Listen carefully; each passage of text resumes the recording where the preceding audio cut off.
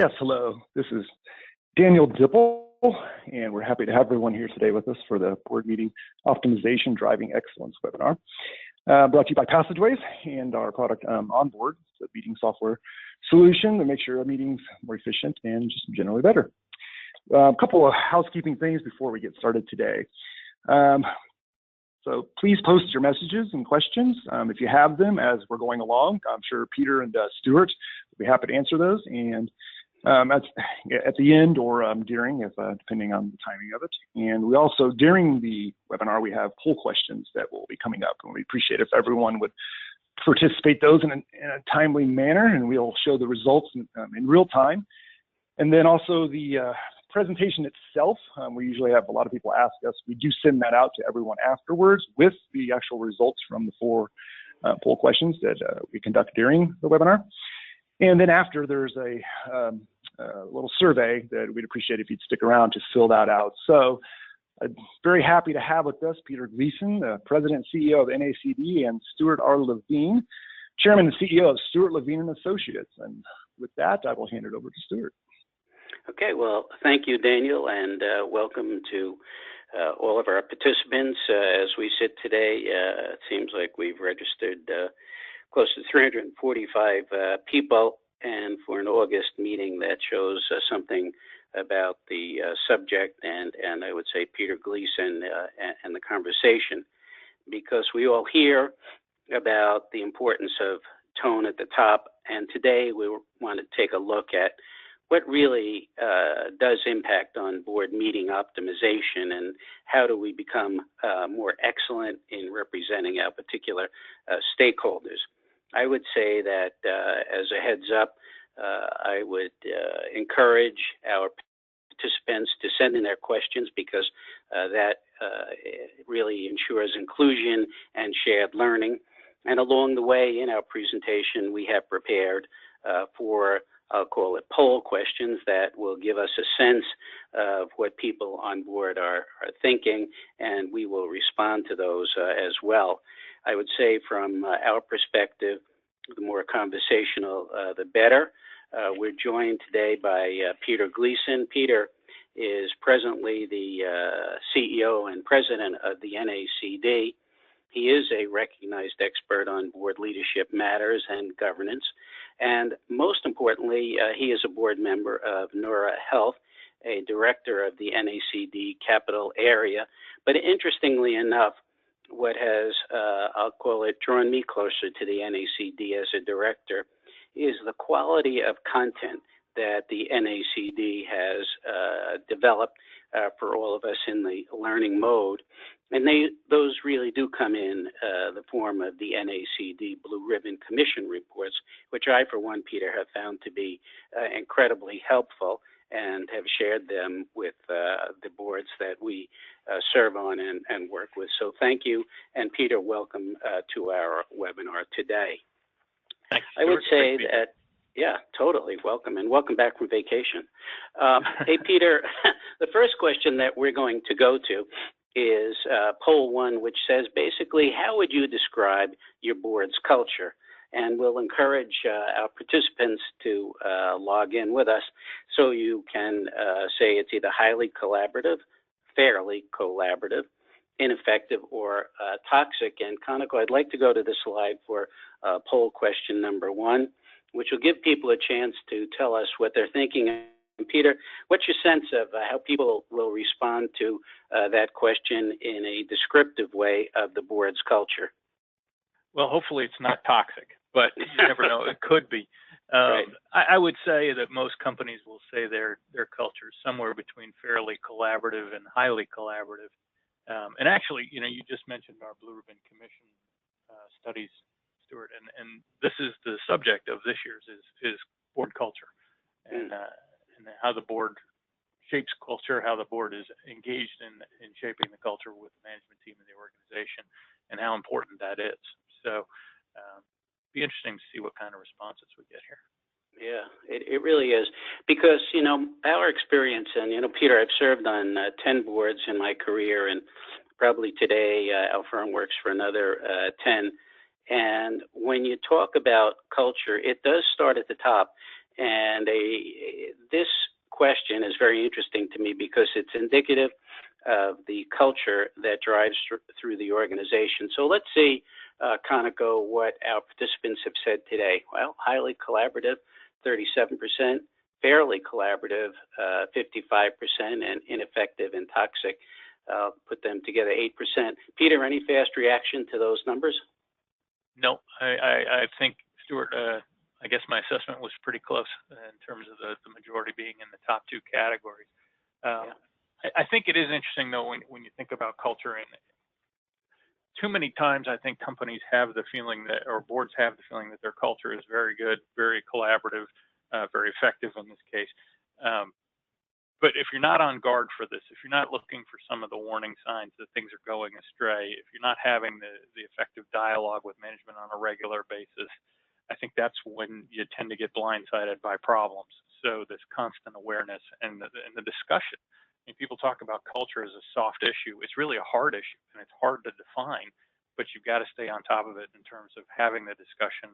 What are our values? What are we projecting out to the marketplace, our customers, our shareholders, and how are we tracking these things?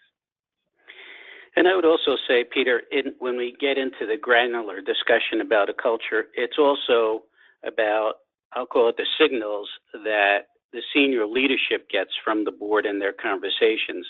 You know, I recall being on a large NASDAQ board years ago, and people would come in, very senior leaders, and people were not, I'll call it, as engaged as they could be. And I would always think later on, what type of message did we as board members send out to the population in that organization vis-a-vis how seriously we digested the material? And so when we talk about that culture, it is, I will call it, that holistic look of how we come together, I will call it board members, senior leadership, and then how those thoughts are distributed through the organization. Our next slide really talks about what are some of the fundamentals of an effective board meeting, and what does that preparation look like? For me, pre-call discipline is important because the days of, I'll call it, having underperforming assets where people don't come to the board understanding what the most important strategic discussions are. So for me, I'm a big proponent of a pre-call discipline where board members are plugged into the CEO or his or her top lieutenant so that they understand and can anticipate any questions that may be on the minds of directors. I think creating agendas, again, I reflect back to an experience I had when I was lead director of a large NASDAQ company.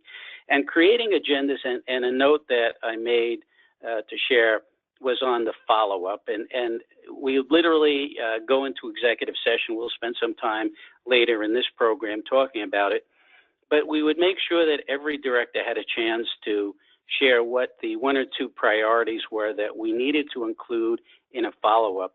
And so, again, something to consider is having continuity in the conversations.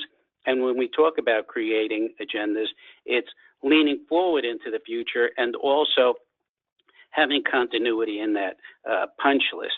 Material distribution, as we move around, that still is an issue out there in some boards where the materials do not come in a timely fashion, and we all understand that there are transactions and other things that occur, regulatory inputs. But fundamentally, rule of thumb is something out 5 days, business days in advance, and with the advantage of tools provided like Passageways as an example, where we don't have to wait for a book to be delivered in a FedEx book, but you can get it on a portal. That to me becomes very important, understanding that things happen. But time sensitivity in the material distribution, I think, gives boards a sense of collegiality, collaboration, and I think more confidence in their relationship with senior management. And then something that we think is very important is when leadership presents really important subjects, that at the top of those decks, you provide an executive summary that takes 2 or 3 pages and at a high level gives people a sense of where you're going and what that direction looks like. the next slide will give us one more poll question, Peter. And basically is, does your board agenda properly address strategic priorities? And I know you've done a lot of thinking on this subject, but so the answers are yes, yes, but not often, or no. And Peter, what's your sense of where you think people will come out on the agenda question and strategy? I think we're going to come right in the middle here with yes, but not often enough.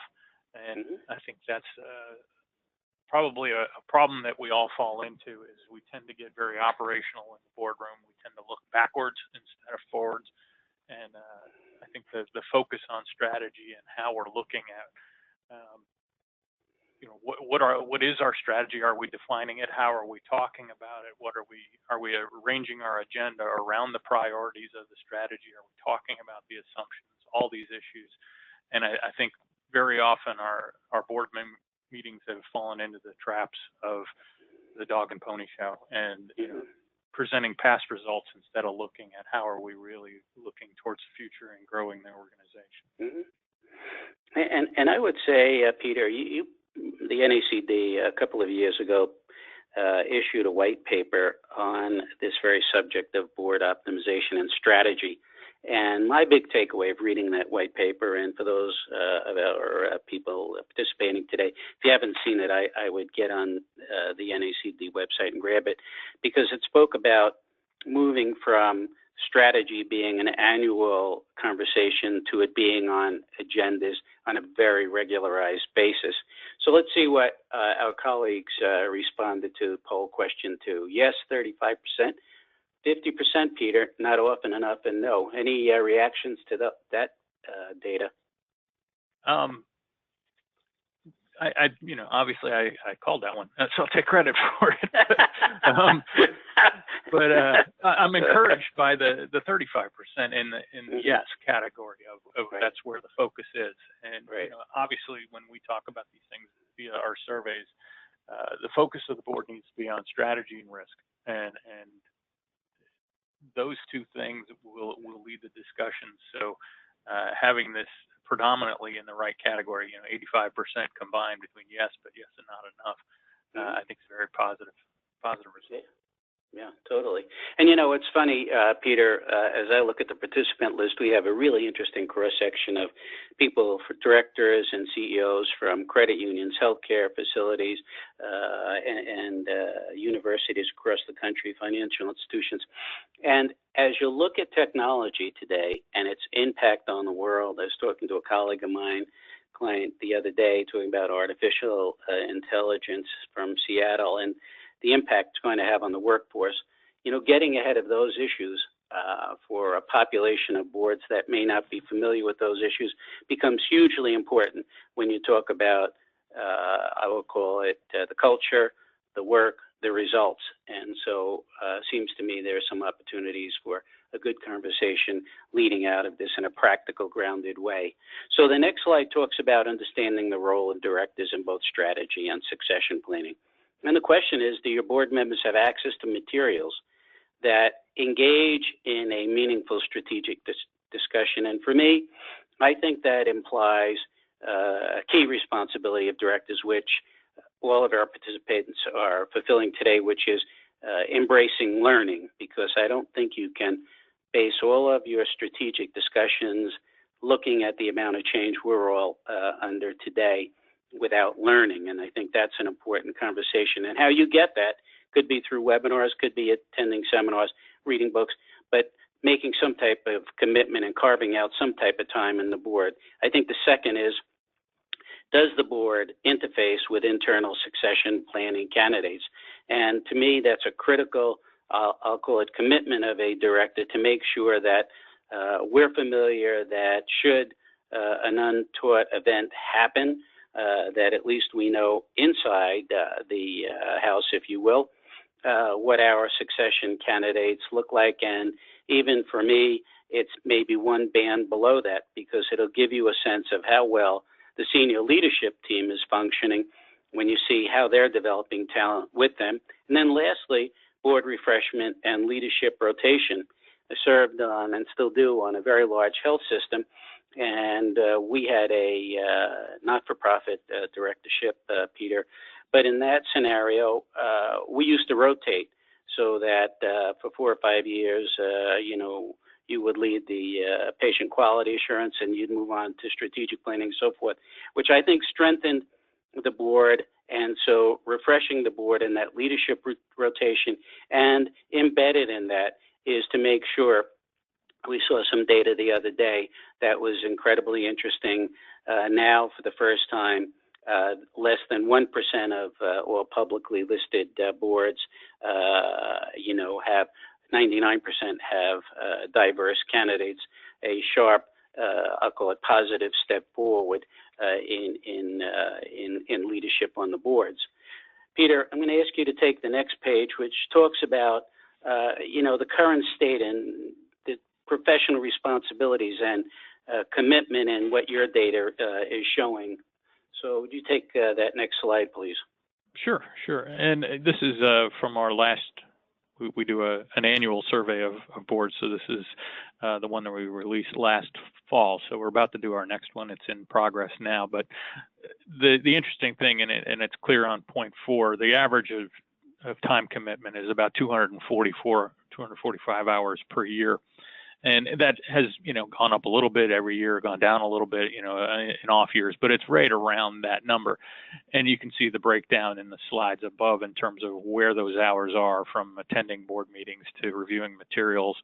And then you've got extra hours in terms of phone calls outside of meetings, site visits, training, and the continuing education, as you just alluded to, Stuart. So that brings that up. What I always try to tell people when they look at that number, because it doesn't seem too high. And I've done presentations for very large company boards, and they scoff when they hear that number, because it's, in many cases, it's much higher than that.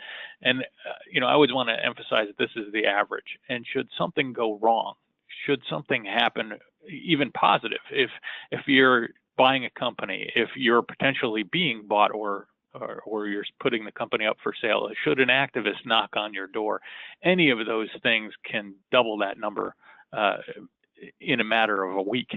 So all of a sudden you're going to constant board meetings, you have daily phone calls, you have, weekly in-person meetings in some cases. So the point is, you really have to think about the time commitment to the boards that you're serving on, and whether that time commitment could jump dramatically. And if it could, how are you going to deal with that? Because if you're on 3 boards and you've timed out your 245 hours per board, all of a sudden you've got one that goes to 500, something is going to fall. And how do you prioritize that? And how do you talk to the companies where they're expecting you to be there? And all of a sudden, you've got an activist on your doorstep and you're going to have to devote a lot more time. So these are really thumbnails in terms of trying to find out where we are, what it's going to take, and how you can allocate your time effectively, because you made a commitment to the company, you made a commitment to that board that you're going to be there and you're going to participate and you're going to be an effective director in that boardroom. The time can vary dramatically. And hey, Peter, can I ask you a question on that point? Sure. And it's something that's on my mind, and I see it in our client base and our experience. And so when you talk about 3 boards, directionally, I see some things coming out of the regulatory bodies and for conversation vis-a-vis, in your experience where you sit at the NACD, where you have 17,000 director members now, it's a pretty good number.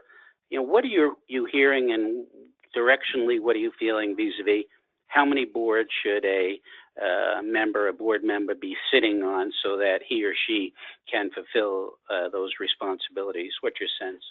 I wish I could give you a magic number, Stuart, but it's almost impossible from the standpoint of each board's going to require different time commitments. So smaller private company may not take that much time, whereas a Fortune 500 board where you've got, regulators, you've got activity all the time, and a lot more people watching, that may take a lot more of your time.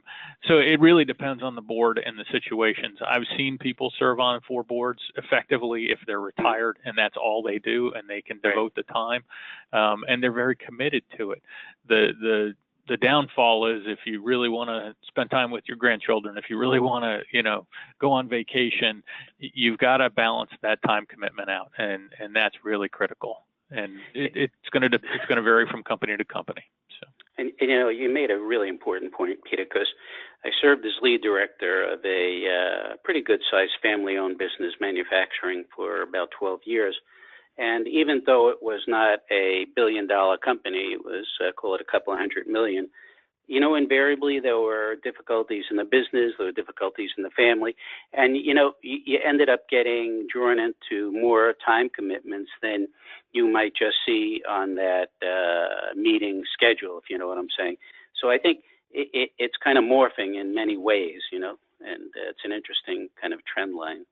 Yeah, so, and again, if you're at a development stage company, there may not be a whole lot of management there, so you may get called in to help facilitate meetings and do introductions, do new things that you typically wouldn't do on a bigger company board because there's no management, and you've made that commitment again. So it's really interesting. So let's go to the next slide, Peter. Improving the effectiveness of boards and the priority, and again, share your insights, please. Sure. One of the things we always ask about is what are your priorities in terms of improving meetings. And if you look at the 3 bullets on this slide, really, I can underline the quality of the dialogue, the quality of the information, and aligning the board agenda with the strategy. Those are the key points there that our director members are telling us where their priorities are focused on. And really, that's about engaging. That's about engaging with the management team, understanding the strategy, understanding how the company operates, how they make money, and improving the quality of the information. So you're having that dialogue with management about, these last 3 reports were great. What we'd really like to see are X and Y in addition to those last 3 reports. Making sure, and we're going to get into this in a minute, that the agenda allows for discussion time, and you improve that dialogue between the management team and the board itself. And then, as you started out this presentation, that focus on strategy is critical. And you want to be forward-looking. You want to get engaged with management, draw that experience out of the board members to talk about the strategy and where they see the risks, where they see the potential flaws in the assumptions, and how they can support the company and the management team going forward with the knowledge and experience that they have. So. Yeah, so it's really pretty interesting. And those priorities always bring me back to a question. We had 2 questions come in while you were chatting, Peter. One question was from one participant. They would like to share this material with their CEO on the board. And the answer is that we will distribute this to all participants. So that's number 1. And 2, I think it might be helpful, Peter, for you to define, I'll call it, what are the priorities of the individual director in their responsibilities? And from your thinking, how would you define them? Well, I think you really have to be kind of all in. You've made a commitment to the company and the success of the company. So from a priority perspective, it's incumbent upon you to be participating and be invested in the success and commit your energies to that success. The engagement and strategy, and this kind of hits on a variety of the topics we've already talked about, but you're there for a purpose. And the board has to decide how the composition of the board looks and to ensure that the board members are fit for purpose as it relates to the strategy and moving the company forward. But you have to recognize that you can't just bring your experience and say that's good. It's a continuous education process. You have to keep up to date on the current issues. You have to keep up to date on the industry, and you have to participate. So if you're just sitting there listening and occasionally adding something to the dialogue, maybe you need to go a little bit further in terms of your engagement with the management team. And as I look at, what are the priorities for that we just went through in terms of effective meetings, it's that dialogue that's so critical. That's why you're there. It's, I would say the company's most expensive real estate are those board seats that are sitting around that table. And if you're not fulfilling that role, if you're not engaged, if you're not continuously learning, if you're not participating at a high level, and extending that knowledge and experience, you're taking up valuable real estate, and you become a non-performing asset if you're not doing those things. So you really have to engage and really participate at a high level. Mm-hmm. So yeah, and I would add to it that participating at a strategic level, and for me, based on what I see and feel, it's not below the line of strategy and then succession planning, because those two things are really important, I think, from a director seat. And then making sure, as you properly point out, you're not an underperforming asset, and that in fact you are leaning in with some currency in the direction of the world and where things are going. So the next slide talks about the collaborative process. And Peter, you want to keep going? Sure. And, I think this is critical to that last point that we were just hitting on in terms of engaging with management properly. Obviously the CEO and the management team are running the organization. They're there day to day. They have a view on what they want to discuss, but you have to have that collaboration with the board, trying to get as much feedback into the agenda setting process as possible. It's tough to do. The second point there, review the agenda with multiple points before the meeting, with all the participants giving feedback to the chair and the CEO. You can do that. It's tough to, have 9-10 people putting input into an agenda. At some point, you got to just create the agenda that'll allow the discussion to flow as it relates to the strategy of the company. And again, focusing on the strategy is the key point. But you want to get that feedback and work, if you separate the chair, or if you combine the chair with the CEO and you've got a lead director, you got to have that give and take around what are the key priority issues that we want to discuss at this meeting. We recognize we've only got a limited time with this valuable group of people, and how can we get the most out of this meeting as it relates to the strategies and the risks to the company as they are presented through the strategy. But so you want to take advantage of that time, maximize the input from the board members, and that goes to point number 3, which is, leaving a little empty space on the agenda to discuss those urgent topics. You really want to minimize the dog and pony shows as much as possible. The meeting books are there for a purpose. You are sending them out a week in advance. Assume the directors have read them. Assume they understand it.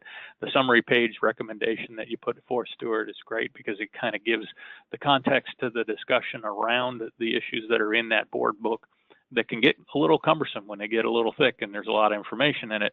But you want to minimize that down, get the key points across, get the summaries in there, and leave time for discussion so you can get that input from the directors. And that last point, oh, sorry, Stuart, go ahead. Okay. Well, I think on that point, really understanding, and I'm thinking about even in my not-for-profit directorship right now at a large health system, for me to really understand, which I do, the CEO's dashboard, Peter. So it does help you prioritize, and I will call it be a more engaged director. And I think that's, I'll call it baked into this kind of conversation on strategy, so that you really directionally understand where the organization and what the CEO's direction is. Absolutely. Absolutely. And just to finish out the slide here, Stuart, that last point, picking a topic for a deep dive.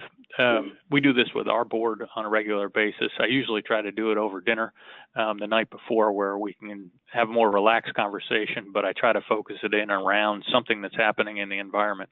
That could be cybersecurity, that could be geopolitics, it could be disruption in general, the economy from a macro sense, industry trends, competition, whatever it is that gives the ability for those directors to engage and to relate what's happening in the broader world back to the company and provide, again, those insights that are invaluable. So, yeah, I think really important. So let's move right on to aligning the board meeting agenda with strategy that, as you and I know, evolves so rapidly. So let's talk about that, Peter, and get your point of view, please. Sure. And, I hit on this topic earlier, but, where are we in terms of the strategy? Do our assumptions that when we put the strategy together, we made certain assumptions. Do those still hold water? Does the environment lend themselves to what we said the assumptions in the strategy were going to be and how we built this? And then you got to look at the progress against the strategy itself. So you're looking at the milestones and are we achieving what we said we were setting out to do? And, based on certain priorities that are there, and then the risks that are there, and have they changed? I'll never forget when we spoke, we did a study on risk a number of years ago. And one of the best descriptions I said, somebody was talking about the risk heat maps that are there, the 4-quadrant heat maps. And they're really effective. And one of the directors said, the most effective thing is when people ask me what's changed since the last time we saw this chart. So where have the blips moved from the last quarter or whatever the time period was? Because that gives us a better picture of our risks increasing in certain areas or decreasing in certain areas. So again, it relates back to that strategy discussion that we want to have.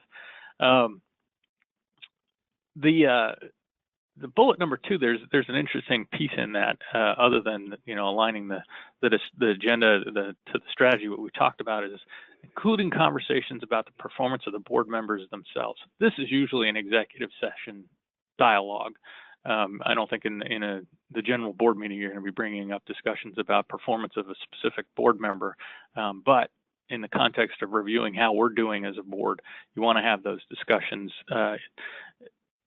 Most generally about the performance of the board as a whole in the meeting. The individual directors you can get into in the evaluation process. And then, each of the committees plays such an important role now. This is where the work of the board gets done, is in the committees. And you don't want to have a meeting where you're rehashing the entire committee meeting back to the board. So you really want to make sure that there is a concise description of what happened in the committee meeting through the lens of the corporate strategy. How does what the committee discussed relate to our strategy and what the business we're doing is? And really have a succinct dialogue about what the committee's work and how that relates to the broader company performance and what are the key issues that came out of that, so that the meeting agenda can continue to move. You don't want to get bogged down in an overly complex discussion of a committee meeting that already took place and was assigned to that committee. So just a couple of things to think about in terms of aligning the agenda a little bit more.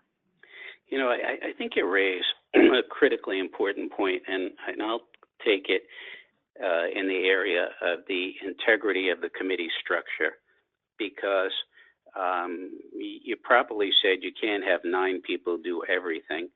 But if you have the committees functioning at a high level, and I'm thinking about a particular client of ours now that's in financial services looking at a merger, and what the board has evolved to is identifying a committee that is responsible for, I will call it, organizing and driving those merger conversations. And with some defined process, Peter, the committee shares back to the board on a regularized basis, but you don't have 9 people every Saturday morning talking to the merger and the bankers and things like that. So making sure that the committees focus and function, I think, is hugely important to the culture of the board and the sharing of really smart information, across the board. Absolutely. So let's go to poll question 3, and that is, are your directors adequately prepared for board meetings? And yes, only 75% are prepared, only 50% are prepared, and last option, no. So Peter, where do you think our directors are going to come out here? This is a great one, because you're actually talking about other directors. So you're not talking about yourself here. You're talking about your compatriots on the board. Right. I'm going to guess most are going to say around 75% are prepared. Mm-hmm. Yeah. Maybe I'm leading the witness, though, because I'm answering before everybody's polled into this thing. So. Peter, these are independent directors. They will not be impacted on what you say or I say. I have faith in the people that are on here today. So let's see, kind of go how they responded to this question, please. All righty. So there you go. Yes, 22%, 39%, 75%. But that to me goes to what you just shared, Peter. It's tough to run any organization if, call it almost 40% of your leadership is not engaged or adequately prepared. Do you have any thoughts on that one, Peter? Well, I think it goes to the session that we're just talking about here. How do you effectively use your time? How do you prepare adequately? How are you looking at continuing education so that you're getting outside perspectives on some of the key issues that your board should be thinking about? And, what used to be standard for preparation is, I read through the board book. You got to do a little bit more. And so I think more and more people are thinking about how are we effectively doing this, and how are we preparing to the best of our ability. And it's going beyond what was the tradition. So. Yeah, absolutely. And I would point out, very interesting data point there too. We were advising a CEO, particularly for new CEOs. It's a tough thing for a new CEO to engage board members individually. And what we advise the CEO is to make sure you touch base with the directors prior to a meeting, which is a difficult, I'll call it, opening of a new relationship. But when you talk about preparation, we're trying to say to the CEO, by the way, you don't want surprise questions. This is not a game of gotcha. The serious consequences. And then it got more complicated when the activists attacked about a month later because the relationships weren't formed. So I would say for CEOs particularly, based on our experience, reaching out, making sure that you have those relationships and people are adequately prepared for meetings is a really important concept. So the next slide, we'll talk about facilitation and an effective chair. And that's a big character issue in my mind. We've all served in those lead director chair positions. And I think, number one, you want to know what really needs to be done. And so for those of us who have the responsibility of lead director, independent chair, making sure that it's very clear in your mind and that you're able to articulate what we need to achieve at that board meeting. And you raised, Peter, the, I'll call it pre-dinner. And I've seen a change in the last 3 or 4 years. The dinners that are obviously social to a degree, but they've gotten more focused. And I, for one, think that's a good thing. So having those dinners, but having them focused either with a new topic, a conversation, becomes a good utilization of brain time. I think, secondly, make sure that the boards and the committees address the tough issues. And then if you are the person that holds the pen, the gavel, so to speak, if you have people that function, we call them kings and queens of chaos, I always say, Peter, there's only so much oxygen in the room. And if you find somebody is consuming more oxygen than they need to, that's, I will call it, time for somebody to have a one-on-one conversation with that director without a public flogging and saying, by the way, probably not aware, but this is the way you sound. And we've all been in those situations where you have to have a one-on-one conversation and saying, by the way, we had this executive vice president talking about a major transaction, and you were on your device, during the presentation, kind of dismissive and wasn't helpful to the tone and culture. I would say making sure that, again, from the chair's point of view, that you get everybody involved. And as I referenced earlier, particularly at the end when you want to talk about follow-up, I always found it helpful to just go around the table. And I would literally take some notes, consolidate them, and then within 24 hours after the meeting, meet with the CEO and say, look, here are the 3 or 4 priorities that emerged. And that seemed to, I'll call it, utilize time in a pretty smart way. And then pretty much staying true to the agenda and having the confidence if people are trying to hijack the meeting to call a timeout and pull it back on its track. So let's go to poll question 4. And that question simply states, does your board meet in executive session at the conclusion of every meeting to help prioritize issues for the next board agenda? Yes, sometimes, but not always, and no. So, Peter, as our content expert, what's your thinking on this guy? Well, hopefully it's yes, because if you're a publicly traded company, this is pretty much a requirement that you have executive sessions. The question is that may throw that off is when you have that executive session. A lot of companies have it at the end of the meeting. Obviously, I just referenced that, where you can go through, how did we perform as a board? What are the issues, that we need to address with management, that kind of thing. But I've seen a lot more companies start to do this before board meetings. So they'll have two. They'll have one at the beginning. They'll have one at the end. The other critical issue in there is, do you have one in the middle? Because at the end of the meeting, a lot of times people are, rushing to get to an airport or get on a train, whatever it might be. So the middle, around lunch can also be an effective time to do it. It really is what works best for the board, but it's critical that you do it, and you do it on a regular basis. Right. I would agree. So let's see what people responded. So we have yes, prioritize for the 29%, sometimes 35%, and no, 37%. I would say for our colleagues on the phone, that's a big issue, because executive sessions really do, number one, as Peter pointed out, I think under New York Stock Exchange rules, at least on an annual basis, the board must meet in executive session. But I would say from a grounded, common sense point of view, it's a good thing, because if it becomes an aberration, I've seen it become a threatening conversation where the CEO is not a board member or is asked to leave because he or she is not an independent director. And then that CEO leaves thinking, gee whiz, what's the problem? So for me, I like routinized executive sessions that are very constructive and engaged. Any thoughts on that slide, Peter, before we move off it? No, and I think you hit some critical points there that we've got a little summary of it at the next slide, so I'll save my comments for that. Sure. So let's talk about holding executive sessions, okay? Commitment to meet in executive session, it should be intentional. It's not accidental, where people get, I'll call it, heated up, frustrated, and say, gee whiz, I'm going to make a motion, we go into executive session. That normally has a pretty aggressive tone.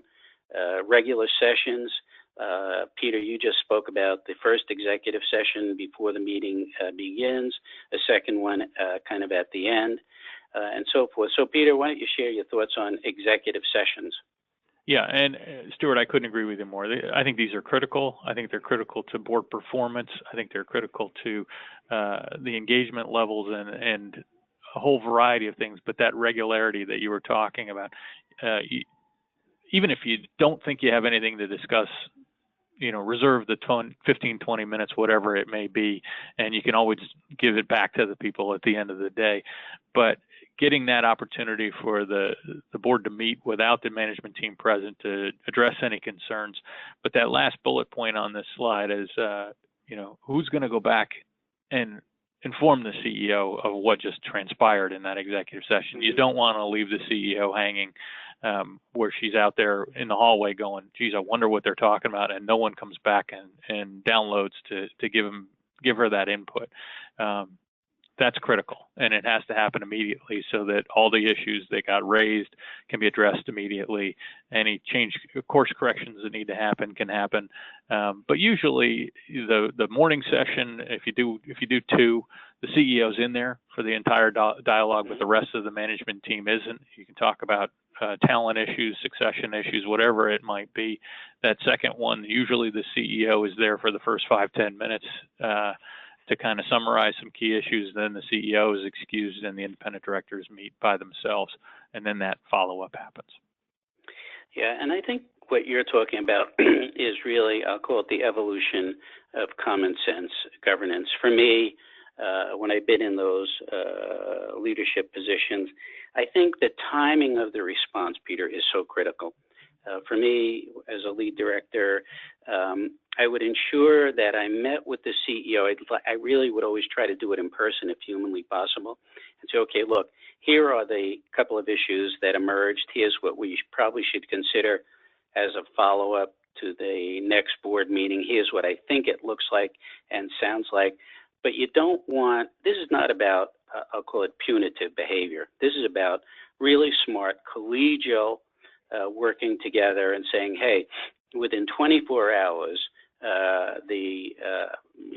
let's call it the designated lead director, independent chair, whomever that is, nom-gov chair, whatever works on your board, that within 24 hours, that CEO knows with certainty that somebody will share the contents, because we want transparency and we want wholesome relationships. And if things are on the board's mind, that's the way to address them in our experience.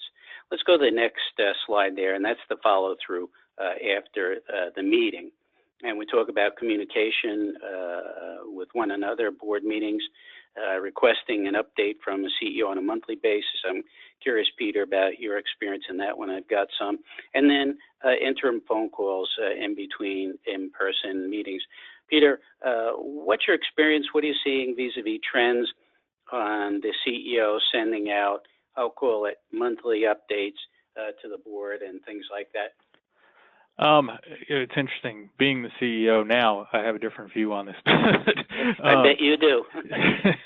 you got to be careful you're not, overtaking the time of running the company. Sure. So a short, monthly. Usually, you can send monthly financials if you've got interim financials, and you can just kind of give a quick buzz out to the rest of the board. That can be done. The thing I find very effective, it's practice that we do, is I have biweekly phone calls with our chair, just to give her a regular update on what's happening, what are the critical issues as I see them. They're 45 minutes, half an hour, whatever it may take, and address any issues that she may have with what she's seeing in the environment, or, changes that she's heard about, things that may be happening that maybe we haven't seen, and from a different perspective. So Peter, I got a note here from Daniel. He said we have a number of questions. So Daniel, why don't you fire away, and we'll do our best to respond to your questions, or the questions of the people on the line. Excellent. Fantastic. Thank you, Stuart. The first one. What is the average size of a board package, and how much is too much? That's a great question. We used to have a 1-inch rule that the book that was sent out a week in advance couldn't be bigger than an inch thick, because if it was, you probably weren't going to get the directors to read through the whole thing. Our environment has changed, and therefore our assumptions have changed a little bit. With the advent of board portals, you can drown people in data, and that's a really dangerous place to go, or a path to go down, because you can just keep adding information into that portal. There is no book, there is no size to be able to judge, and you can overload the directors real quickly so that they can't get the substance of what's in there, and that's where that recommendation, Stuart, that you put in here about a summary sheet, an executive summary around each of the issues, is critical to having the board members engage at a different level. Yeah, I totally agree. And the one thought I would say is, for the people putting the board books, it could be the corporate secretary, CEO, whomever. I always they should be asking the question, what purpose does it serve? What's the criteria? And does it help our directors answer the questions that we need to take a look at? Next one, Daniel. Yeah, it's actually a perfect segue. Peter, what you just stated there, we have a question here. Can you expand on what you're referring to when you're talking about what an executive session is? Sure. Well, by definition, an executive session is a session without management present. And they're designed to allow the independent directors to speak freely, openly, and candidly about any issue that they may have with the proceedings that just happened in the board meeting, any issue that they have concern with that wasn't addressed by management, any informational concerns that they didn't have a chance to raise during the meeting, whatever it may be. It's very often it's a time to do an informal assessment of the board's own performance during the meeting and the participation levels, that kind of thing. they're kind of a misnomer to call them executive sessions because you actually dismiss all the executives, and it's just the independent directors of the board meeting. But there are variations, as I said. One of the common practices is the first one, the CEO is there, none of the rest of the management team are there, and you can talk about succession issues, you can talk about performance issues. The CEO is really kind of giving you a download on the talent. And then the secondary one is feedback on the meeting to the CEO immediately, and or any presentations that may have come up delivered by the CFO or the COO or whomever it may have been. And then the CEO is then dismissed as well, and it's just the independent directors having a chance to dialogue. Yeah, and I would just say a fast example, Daniel, to the question also. When you talk about executive session, if you're on an audit committee or something, my experience is that you peel away the onion, so to speak, and there should be a conversation with just independent directors and the independent auditing firm to let them have their say and so forth. So it, again, depends on the committee, depends on the board, but independence has to rule. Next question. Well, actually, Peter and Stuart, here's an opportunity to rename executive sessions so people aren't confused. What do you think? Unfortunately, I think we have a little history on our side here. Everybody's always called it an executive session. Yeah. Exactly. Yeah. All right, excellent. This is an interesting question here. What about the common issue of the CEO and chair as the same person? Challenge? Or is it good or bad practice? You want to go first, Stuart?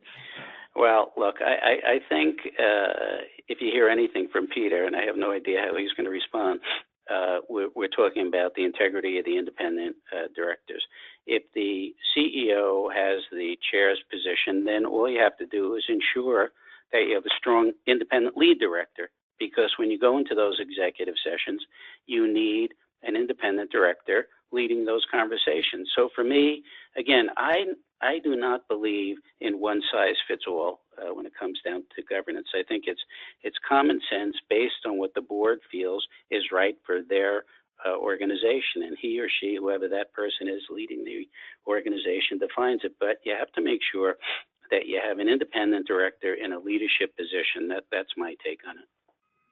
I couldn't agree more, Stuart. And, it's interesting. I used to work on the shareholder side of the equation many moons ago, and they were adamant that you separate the chair and CEO. I tend to go, every board's different. Every board's got a different makeup, but that independence does have to rule the day. So NACD's position on it is we're Switzerland. We don't really care so long as it works for the board and there's independent leadership. So if you got a combined chair and CEO, as you said, Stuart, the ability and the performance of a lead independent director is critical to the success of the board. And if you separate, that's fine, whatever works for the board. But you got to have that independent position there. Yeah. It comes down to all the trust and integrity, Go ahead, Daniel, sorry. No.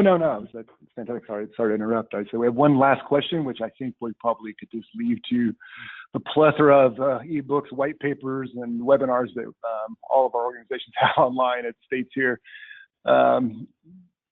based on the whole question, most things, to be prepared for a meeting, can you expand on what you mean by adequately being prepared? So I think that's such a broad question that it'll probably take us a little bit more time than the few minutes that we've got left. Let's expound for a minute each. It'd be great. So I think from a director's point of view, being prepared means, number one, I do read those board books, and from my perspective, honestly, I read them a couple of times because I always learn more the more I study them. So I think that's part of the preparation. Number two, I do like a conversation with the CEO before the meeting, so I have a sense of what he's trying or she's trying to drive, and by the way, that they understand what's on my mind, because I think that clarity is an efficient use of everybody's brain and time. So that's the way I view preparation. I think I agree with that, Stuart, and I would add it, if it's a publicly traded company, are you listening to the analyst calls? Are you reading the analyst reports about the company? Are you getting outside perspectives? around the industry, and whether that is from industry experts at different conferences, if it's governance education like this, where you're hearing different things from outside sources. You want to make sure that you're balancing out the information asymmetry that can happen with a board. If you're relying solely on management to prepare the board, very often that can go astray because management's going to send you what they want you to see. So you have to view that with a little bit of skepticism, not critical, but you want to make sure that you're as well informed as you possibly can be. We live in an information age. It's pretty easy to click a few types on your keyboard there and pull up a ton of information about a company from a variety of different sources. Look at things like Glassdoor. What are former employees or current employees saying about your company?